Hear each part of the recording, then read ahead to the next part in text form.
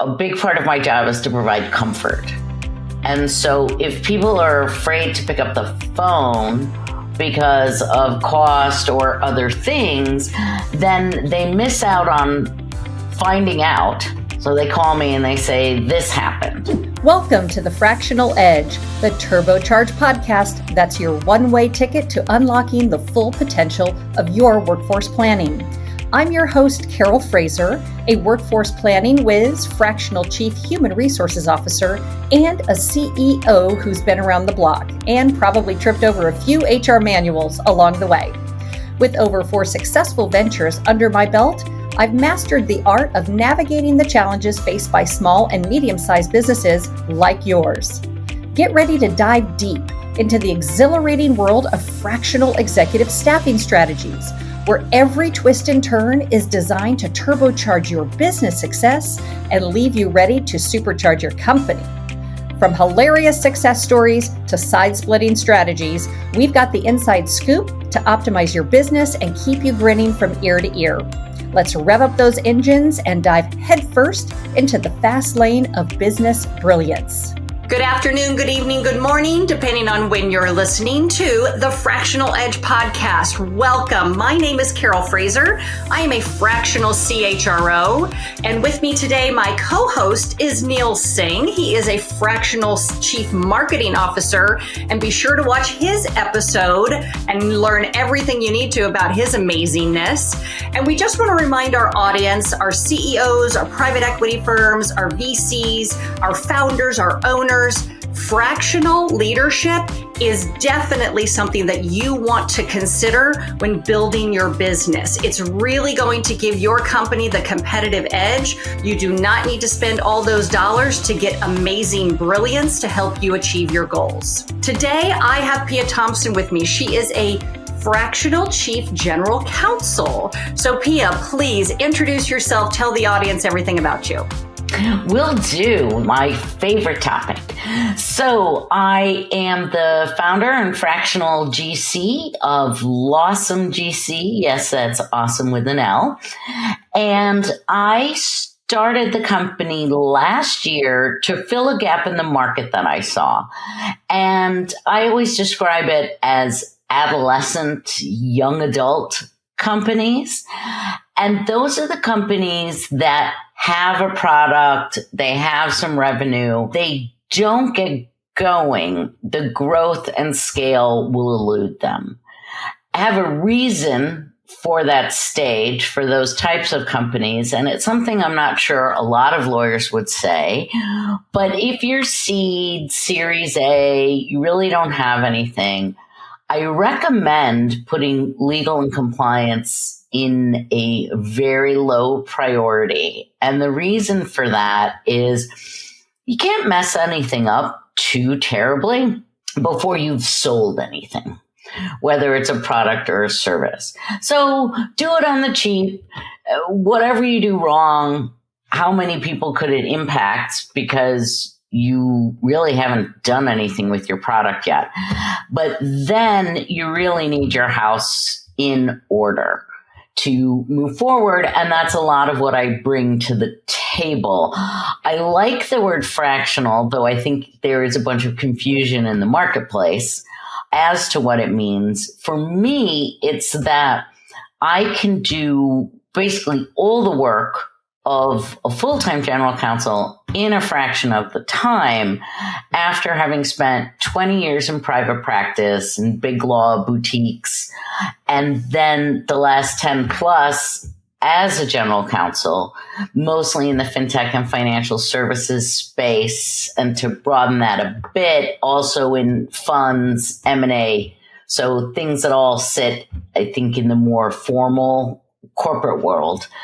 And that's what I want to offer, is being able to help more than one company at a time and not leave money on the table. When you say there are lots of definitions about fractionals, what is your definition? How do you approach your clients with whatever your definition of fractional mindset is? Sure. So for me, the distinction between a full-time general counsel and a part-time general counsel is negligible. And so I am inside the company. I have a pia@company.com email address. My email signature says, Pia Thompson, General Counsel, your company. It's not a secret that I'm part-time, but that is the role that I fill. Insofar as they have legal and compliance employees and teams, those teams report to me. I report to the CEO. Any legal department budget is mine. I choose outside counsel and run the department the same way that I would as full-time. And I really view it as an evolution of the general counsel, in that you really should understand, even though that sounds so bossy, that a general counsel is a strategic advantage to the bottom line, and there is an ROI. And you're only going to get that with someone of a certain level. And it's not that it replaces people advancing, right? Because I could never be where I am now if I hadn't spent over 10 years as a general counsel. But going forward, I see a bit of a different role for people coming up and eventually, per se, filling my shoes. And it's the other part of the way I view fractional is, I think the best way for a company to utilize the model is as a 2 to 3 year engagement, and to really get them to scale, to really get things humming. I always say I build an infrastructure. And so perhaps somewhere along that line, it would make sense for me to get a deputy. And then you've got, this almost seamless transition to a full-time, if that's even what they want to go with at that time. I think at some point we're going to have to figure out how we train people to take the place of a general counsel that can really deliver in short order. Pia, so nice to meet you. Nice I've worked extensively with lawyers. I have a lot of respect for the profession, especially with my marketing and branding hat on. A question for you, it's almost like an extension of what you're mentioning of what fractional is.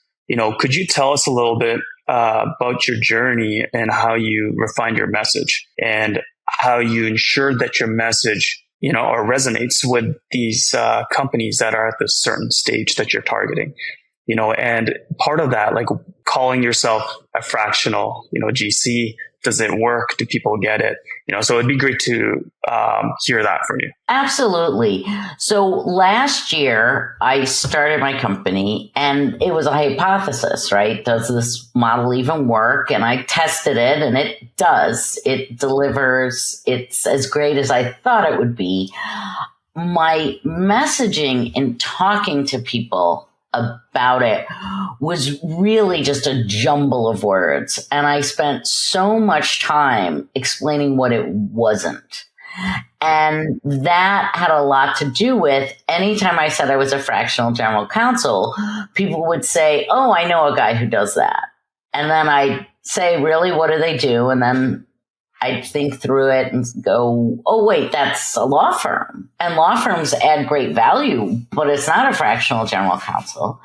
And outside general counsel is not the same thing as an inside general counsel, because, again, they don't go to exec meetings. They don't have direct reports. They're not responsible for a budget. Like an outside general counsel, a way to think about it is they're the one-stop shop of who you call if you have questions. Right. And again, lots of value, not equivalence. They're not the same thing. And so I was spending so much time explaining what it wasn't, getting into discussions with people, how it wasn't the same, all of which were a colossal waste of time.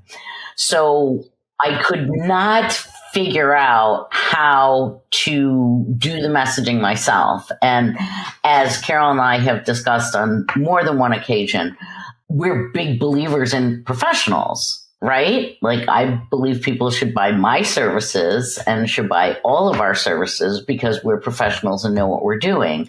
So actually through Fractionals United, I have met Mark Finnick, as I'm on the advisory board, and Carol, I know you are too.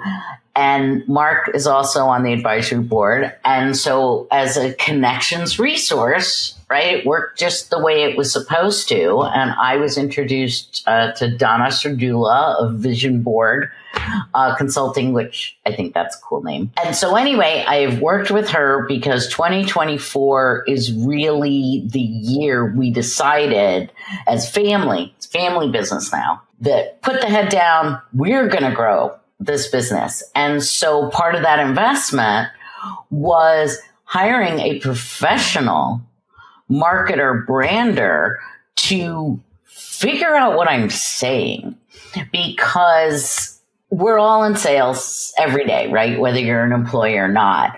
But with this particular business proposition, I have 100% belief in the value of this. Like, I truly do. And so the complete inability to discuss it was beyond frustrating. And so I have hired them, worth absolutely every penny, and a good reminder for all of us, right? Just because we're entrepreneurs or solopreneurs doesn't mean you do everything on your own.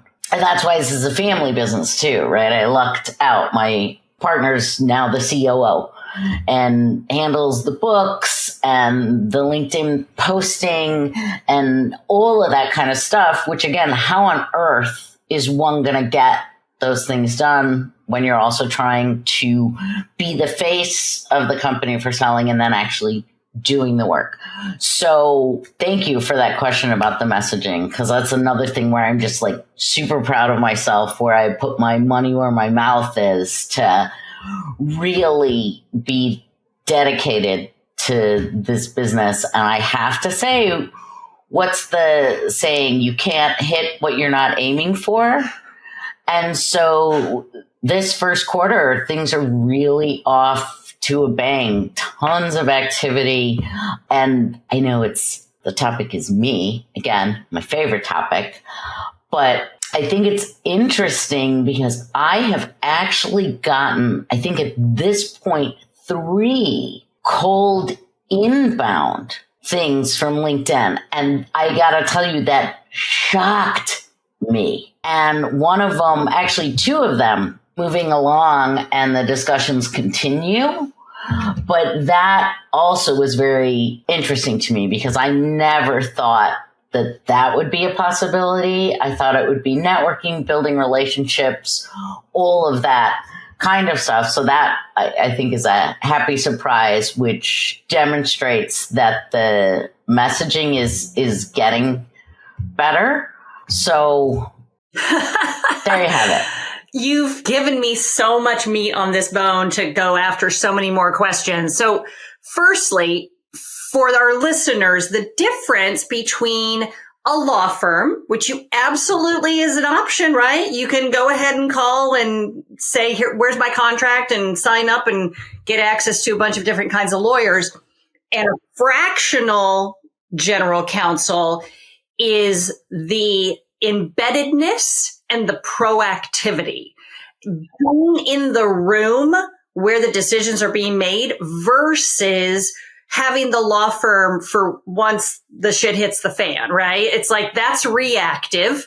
Yes, you may be able to call and say, I have a question, but because they're not in the business, they don't know what's happening every day, the ideas, the ideas that you've already thrown away, the ideas that are sticking still to the wall that you're working through with your clients. As a fractional GC, you're able to do that and not just be consultative or reactionary. You're actually being proactive and you're looking at the impact to the business before anything happens. Is that a fair assessment? It really is. And part of the messaging that we landed on to be able to actually communicate how Lawsome GC works is that I don't have an hours model. So when someone retains me, they pay a flat fee, they get Pia for a month, and it's not Tuesdays or Tuesdays and Thursdays. I have a get things done model,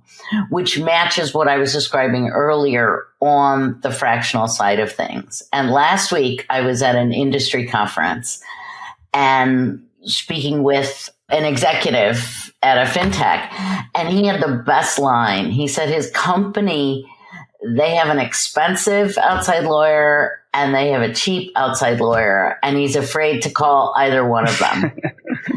And that's part of it as well that I tell my clients is I don't want there to ever be any hesitation about picking up the phone, because again, you're sacrificing value if you don't call me up. And that goes to one of the tenets of Pia's Office of the General Counsel. And it's that I'm there. A big part of my job is to provide comfort. And so if people are afraid to pick up the phone because of cost or other things, then they miss out on finding out. So they call me and they say, this happened. Well, there are three things that can be the result because X happened. One is, oh, we should cut that out. Like, who do we call to cut that out now? And that's, I don't know, 2% of the time. And then there's the, oh, well, that's not ideal. Can we tweak it like kind of this way? And then the lion's share of the outcome of whatever it is the company's doing is, oh, don't worry about it. That's not a thing. And so the hesitation, right, for getting the lawyers involved can be really damaging, both just psychologically and most importantly, money, right? Because that's the purpose of the companies. I love the Pia for a month. Yes, we got Pia for a month. Well, that's an interesting model. Well, and that actually goes to a question I get all the time, which is, well, what if the work is overwhelming? What if there's too much work to do? And that also follows the full-time general counsel thing. Like, what if there's just so much going on?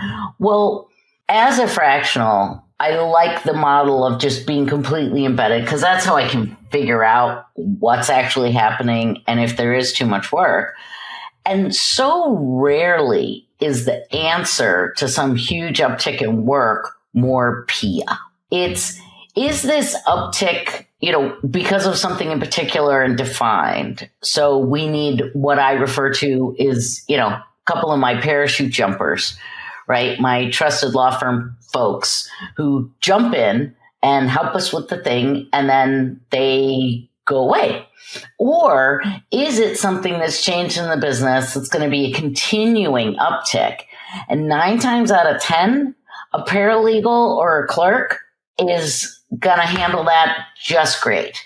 So that's kind of the other part in, I guess, educating people on their thinking of it. There's a few dimensions here for being a fractional GC. So in my experience, I was part of a fast growing startup that scaled very quickly. And we worked with an outside counsel that became a full-time GC. And we built a legal team around her. And she was brilliant and all the lawyers were brilliant. And it allowed us to scale. No more the pipelines for agreements weren't getting jammed. Our trademarks and patents are now moving through. We scaled nice, but then we hit a certain interesting inflection point where our GC, where she was a partner in another firm, she's never built a department before. She's never hired and fired people before. It's just all about the work, not about the function. And so, what you're describing is that you're bringing both of those elements, plus almost an entrepreneurial element of messaging and pricing yourself and, the value you bring.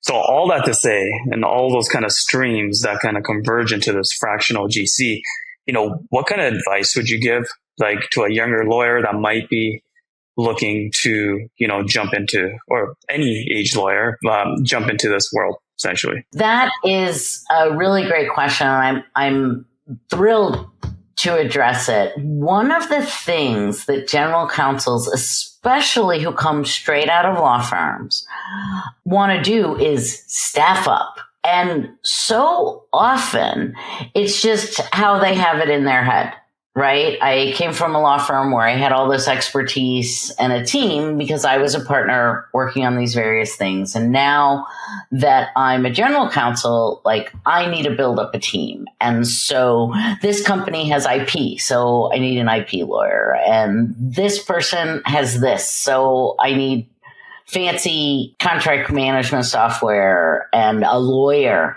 to run that.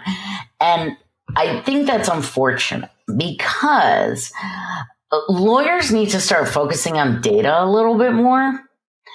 And lawyers also, especially general counsels, need to not make the same mistakes that the other executives make, which is another in-house lawyer results in reduced outside legal fees. Another in-house lawyer usually results in more outside legal fees because you have more people calling the outside lawyers. And sometimes that's super appropriate given the way a company has grown and all these kinds of things. To be the most effective general counsel, you need to staff after the work has arrived. You've done the analysis I just talked about. Is it a blip? Is this a constant thing? Who should run it? So, for example, using the IP example, I don't bring in inside IP people. Part of that has to do, and this is just an example, but part of that has to do with I build an infrastructure so that the companies can just keep operating. And it doesn't mean software. It doesn't mean that. It means we have standard operating procedures. We have policies and procedures. All the stakeholders know who's in charge of what. And so with the IP example, I keep that at a law firm. And it's usually a boutique that specializes in it, but it doesn't need to be. And it's because IP changes all the time. And I need my folks to be experts. Well, I'm not exactly sure how an in-house lawyer is at the cutting edge of something like IP. And how are they going to be at the cutting edge anyway? It's going to be because a law firm alerted them to it. So let's just leave it there. Plus, that allows for any turnover in the company, right? When are our renewal dates? Who can put their hands on a copy of the copyright or the patent? Well, these guys, right? Because companies have become very lean on assistants, right? And I have yet to come into a company where before I got there, they had a file naming convention or a storage filing convention. And that's one of the infrastructure things I build so that people can find stuff. But one of the best things, right, is just call them. Like they have it all. And we can't miss a filing date. We can't miss any of these things because it's their job to be in charge of it. As opposed to it's somebody in-house, they quit, and then what? Right? Oh, sure, they left an exit memo. Right? So it's two things. It's one, keeping it somewhere and communicating that to everyone. And then the second thing that I focus on from the infrastructure point is making sure my people have redundancy. So companies focus so much on overlap. And Carol, I think, as a CHRO, this speaks to what you do as well. They focus so much on overlap, they don't really take into account underlap. And because I focus on enterprise risk, not just regulatory risk, but risk to the entire institution. Well, if you only have one person who knows how to do something, that is very risky. And it's also bad for the employee because they feel that they can never take time off, right? So that's something else from the infrastructure point of view that I really try to build. And so, Neil, I want to make sure I've answered your question as far as guidance for folks. So I think my umbrella answer is data. And so you've got to have some method of tracking, like, okay, I usually organize my tracking of legal bills by topic, right? Project, and then by firm. So I can say like, oh, the Jones litigation is costing this each month.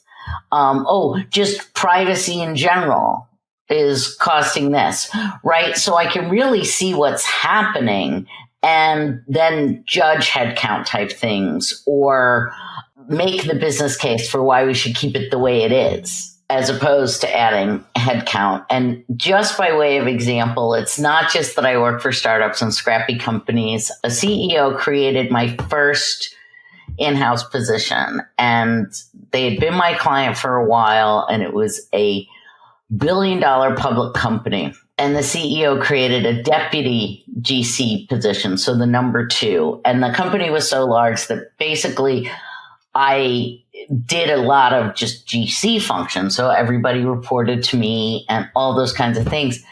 And I thought our number of lawyers was ridiculous. I couldn't figure it out. So basically, I have yet to be surprised by having too few lawyers in-house. It really is something that folks need to be good at managing. And it's, as you mentioned, Neil, sometimes as a law firm partner, right, you have a lot of proteges, you have a lot of associates working for you. And so you get kind of the management skills. But it is difficult if one has focused their career on doing the work. And I don't mean that we're just managers, right? I mean, I think it is rare, if ever, I send a contract out because I can just knock those out and it's fine. But there definitely is a skill to leadership, management, getting your talent to perform, at a high level, ensuring good morale, providing professional development opportunities, right? If you spent your career producing good work, I'm not sure there's any indication you'd be good at the other parts of the job. And maybe you are, but it's definitely something I know over the course of my career, I've spent a lot of time on, both from just resources, but also from having a business coach for a very long time to grow in and learn the skills of a manager and a leader. So you've definitely, as you know, you've touched on my heart space and you've kind of went around and in and out, and that's that workforce planning. And one of the things that you said, which is so key, it's not that we replace maybe what is already in an organization. As you had mentioned, the chances of that person in-house, even if they are an IP lawyer, knowing everything and staying up to snuff and up to date on everything is not impossible, but probably not probable because it's that hamster on a wheel moment, right? You get so used to doing the same things day in, day out. And yes, maybe you get a new project, if you will, because something came up, but you're more often dealing with the fact that they just can't see what is out there because A, they don't have the time. B, maybe they are now lacking in some level of skill and knowledge, that they just don't, nobody's like, oh, here, go take 4 months off or at least a weekend and go to this conference, right? That is where we do say, as on an employee level, you do also have to take some ownership for your own career, right? But very rarely, at least in my 32 years, have I seen everybody going, hey, this year I want to go to 3 conferences because I want to learn the following 3 things. Thank goodness we're seeing more and more companies embracing that. But I like the fact that you kind of brought that up, that it's good to have somebody who is, in essence, kind of managing everything moving around and knowing where to go to get the most recent answer. And you said that you'd spent time learning how to lead, because not only are you a solid practitioner, but you are a valued leader. And so when you think about that workforce planning, and your area is kind of unique because there is so much that goes into being a specialized attorney. And you had just got done saying, you're not going to have a litany of lawyers on staff for, $150 million company. So when you think workforce planning and how fractionals fit in, and specifically in the legal world, what does that mean to an organization for that department? That is a terrific question. One of the questions I get asked a lot is, well, is it just you in Lawsome GC? And sometimes people get nervous when I say, yes, it's just me. And my thought is usually if there's headcount needed for a particular company to get things done, it really should be on the company's side.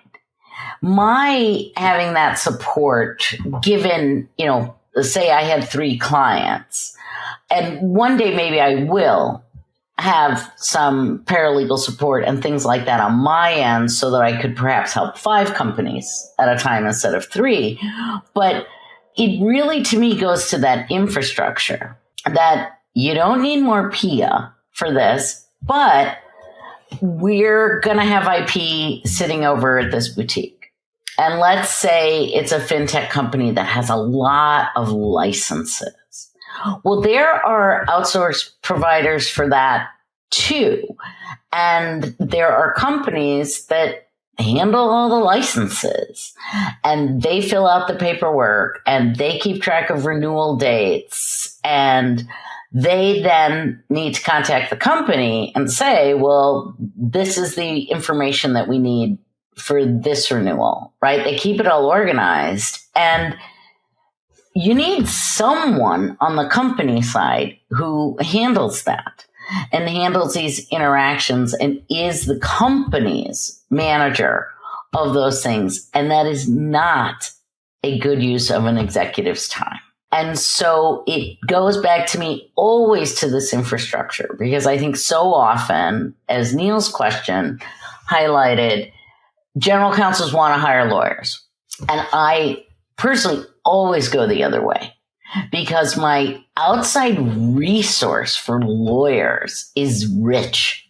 It is a wonderful just collection of resources out in the world of lawyers to help the company.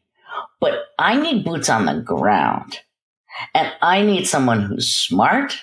I need someone who's very strong, right? Because they need to be going around the company to senior executives, directors, things like that, and saying, you give me this information, you give me this information now, because this is essential to the company's performance, right? I can't have someone managing that who's afraid to go make people stick to deadlines, right?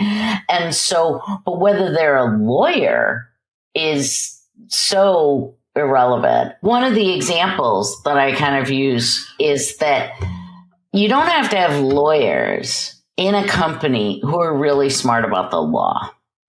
So you can have compliance managers, clerks who know their area and can answer some of the most detailed questions about it. I think the same thing is absolutely true for marketing, for HR. I've always had it be very collaborative, especially with my marketing, where we sit together, and we're talking about a very heavily regulated space. So consumer financial products, and what we have to be very careful with what we say and we don't say. And it's been always a dialogue. And very often, as we're talking through a piece, where the head of marketing will say to me, wait a second, wouldn't it be better to say it this way so that we avoid this problem? And I'm like, yeah, you're right. That's brilliant. Like, my mind was going in a different way. So it's the person with that expertise can add a lot of value in the legal space. And so you also want to make sure just from that perspective as a leader and a manager, that you're not always discounting the other folks, right? Well, I'm the lawyer. I decide. It's like, really? I don't know, maybe people who've been doing marketing for 15 and 20 years and direct mail and stuff, I bet they have something to contribute of what has worked, what hasn't worked, what's gotten them in trouble, right? Whatever it is. The same thing with HR. I always defer to HR and frankly stay out of it unless there's an escalation. And that's also right if I know I have the right people who frankly know the minutia and upcoming things way before I do, right? Because it's their lane. And I think that is a big value add for a general counsel in that you're the place of comfort.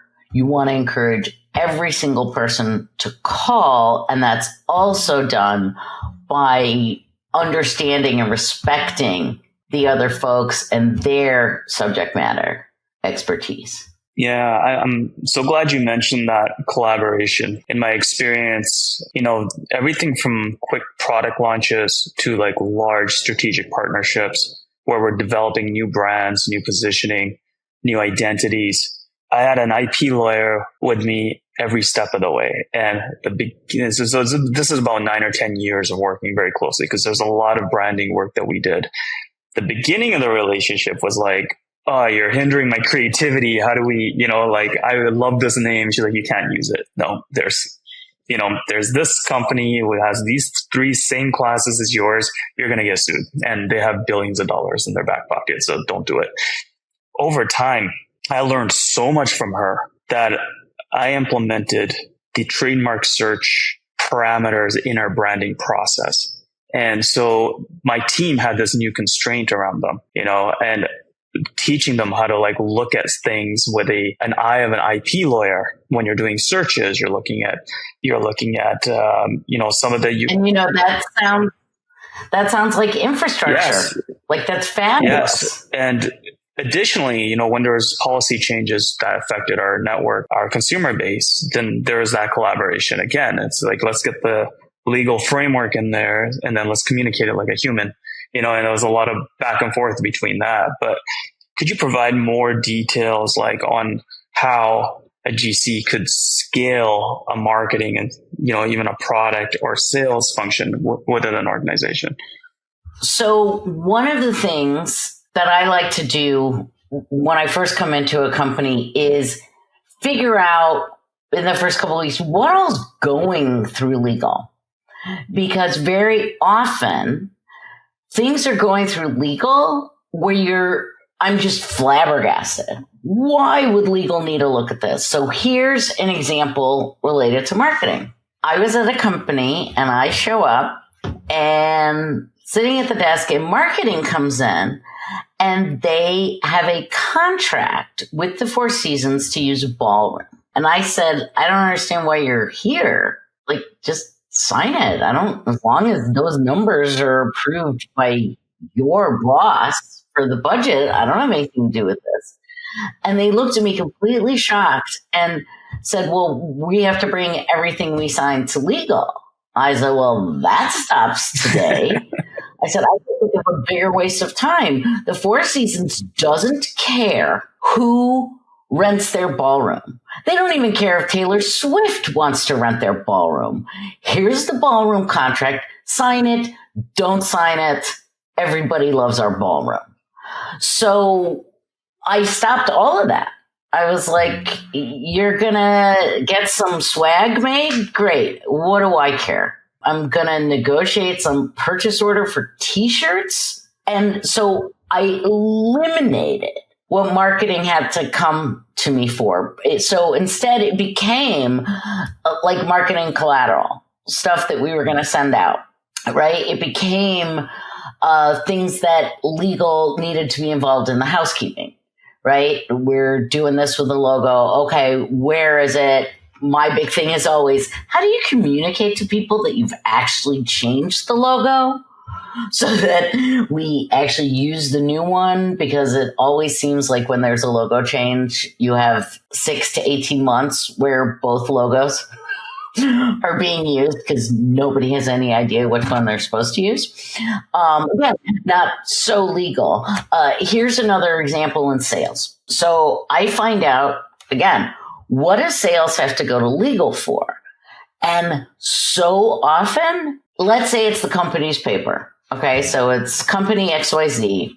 They send their paper, contracts, purchase orders, whatever it is, out to a customer. And if that customer puts in a semicolon, it has to go back to legal. That's insanity. So if it's our paper, I have put together an escalation matrix. So the salesperson knows, oh, within this, I can agree to these 5 things. And within this, I can agree to whatever I want. Because Pia says it doesn't matter, it's window dressing, or whatever it is. And same thing with the dollar amount, right? And that wouldn't necessarily be me. The escalation matrix may also include other people. But other than that, my God, sign up as many customers as you can. I don't want there to be a 5-second delay in that. So those are the types of things that are at the absolute top of my list. And that's why another point of my GC philosophy is that we absolutely fuel growth and produce a tangible ROI.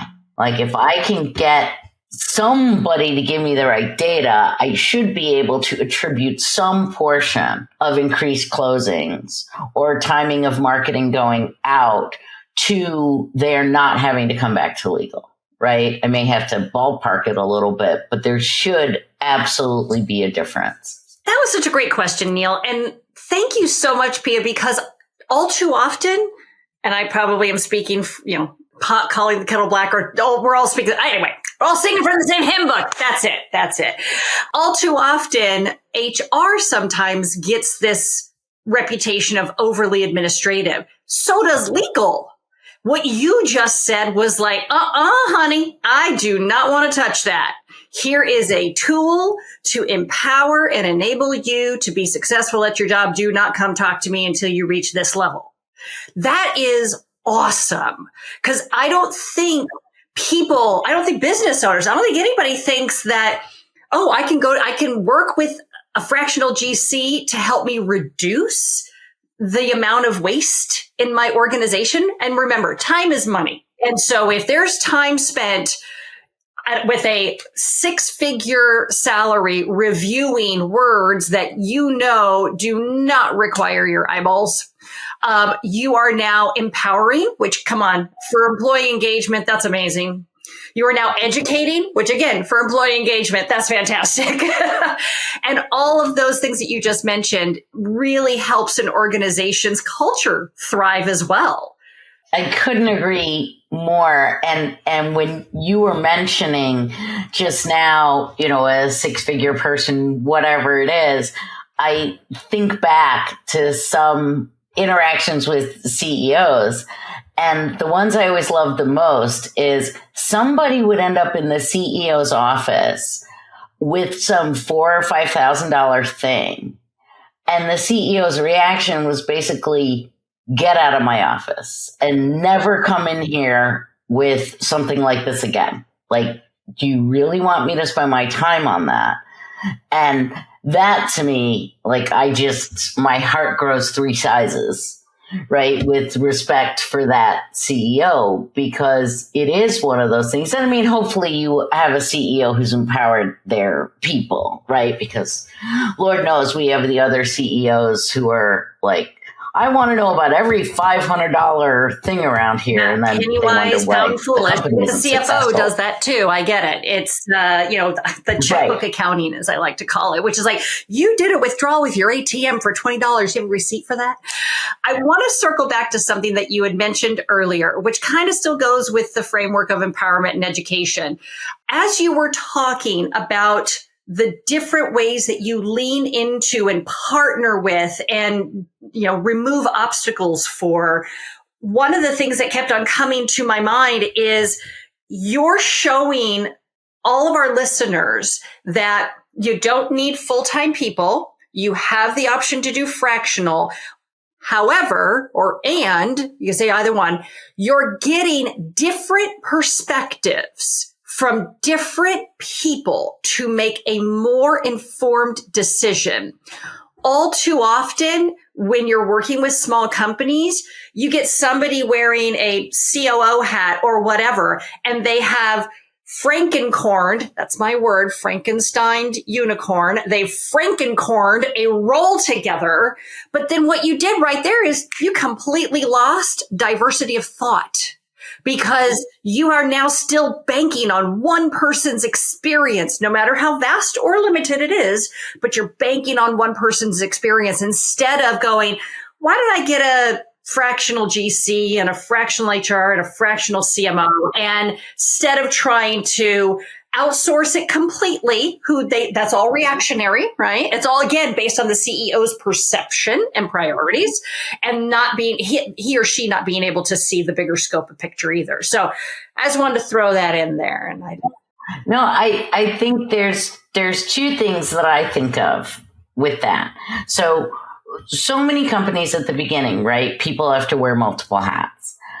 But then there tends to be this point where everyone's so proud of that, right? Oh, we all just jump in and we all pitch in, and hierarchy doesn't matter and job titles don't matter. And again, when it comes to growth and scale, you bet they matter. Someone has to be the boss and the decider.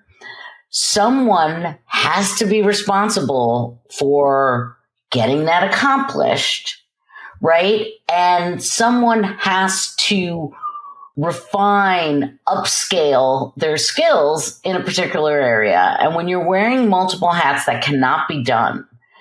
And so that is something that I always try to stamp out. Also, it's very hard for people to excel in their jobs if they don't actually know what their job is. And then the second piece of the multiple hats that you brought up is it creates enterprise risk that's even worse than a single person leaving, right? Because conceivably, you're now losing your CFO and your whatever other hat they were wearing. And so both of those things are so detrimental to growth and scale because the risk is so high, and you're basically just doing it to yourself. I'm sorry, Neil, I know you got a good question, but you're so right. That is so true. I'm listening to Love as a Business Strategy, and they literally said that, yeah, you could hire somebody who has some technical skills, but that 60% of their job that's undocumented, that's prior knowledge, the IP, that's out the door. And so you're right. If you've got a Frankencorned role and you lose that one person, you've lost potentially 6 different specialties, albeit probably not as deep or as wide, but you've lost it in one felt swoop, one person. Go ahead, Neil. I'm sorry. I mean, I do have a comment on that. I think if the company's really small, you do have to wear multiple hats. And then as you build in structure, you build in skill, those hats start getting specialized a little bit more, right? And so I think... Oh, absolutely. In the beginning, it's where you actually have a product and people take it as a point of pride. That's when you have to start nipping it in the bud. But I completely agree. At the outset, of course, there's no other way, right? The GC has to also stuff envelopes or fold t-shirts, right? I completely get that. But at some point, if you're serious, you got to cut it out. Yeah, absolutely. So Pia, what is one question that you wish that we asked you that we haven't asked you? Oh, goodness. This is going to be tough.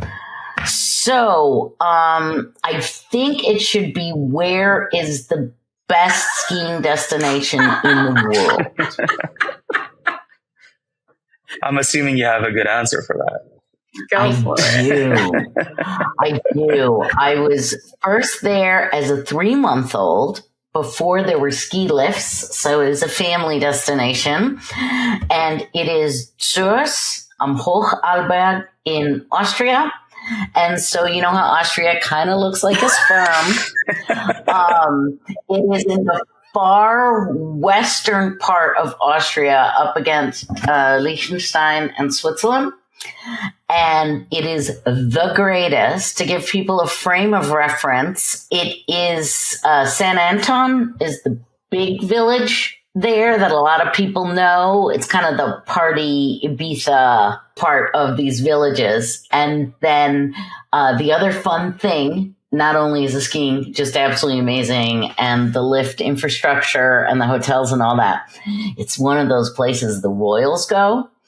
And so we would ski every year at the same time as Queen Beatrix of the Netherlands, of Holland. And she had a granddaughter that was around my son's age. And so I was always like, keep your eyes open.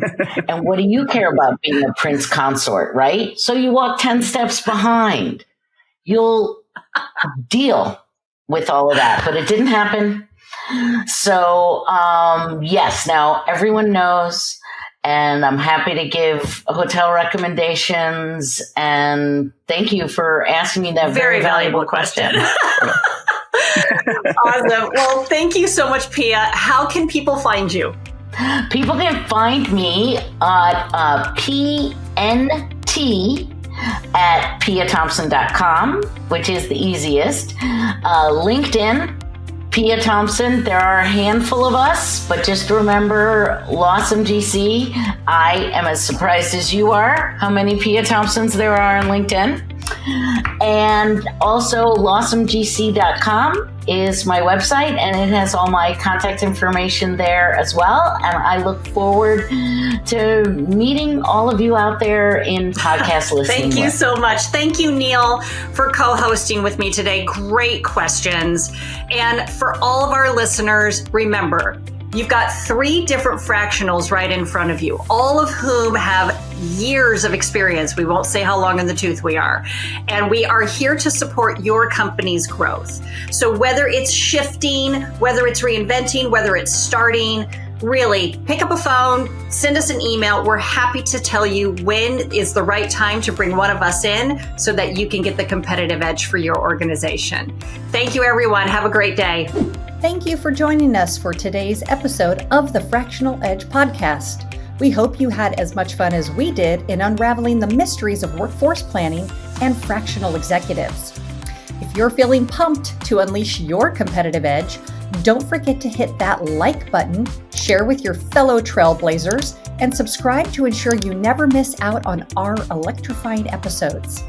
If you want to dive deeper into the wisdom shared on today's podcast, head over to our website, thefractionaledge.com, where we can help you connect with guests, explore exciting collaboration opportunities, and subscribe to our newsletter. Until next time, keep your business soaring, take care, stay inspired, and we'll see you on our next podcast.